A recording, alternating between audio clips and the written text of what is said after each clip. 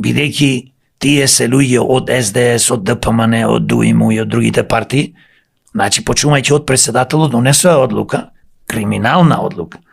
Криминална, не знам зошто Уставниот суд за ова не ги брка и не го спречи, да го требаше да спречи.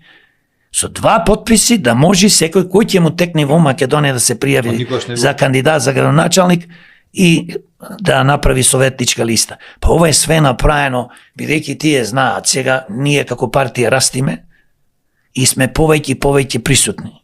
Не сме ние присутни по телевизии, поготово е национални телевизии, бидејќи тие национални телевизии се криминализирани телевизии. Тие се учесници во уништување на Македонија. Зошто ќе речиш? И други телевизии и портали.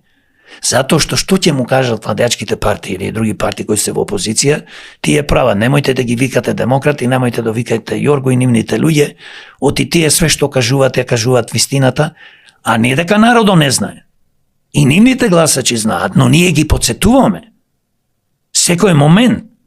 Затоа што ти не можеш да си национална телевизија, да продаваш Македонија и својот народ, за некоја политичка партија да форсираш да победува. Не е проблем со рекламите.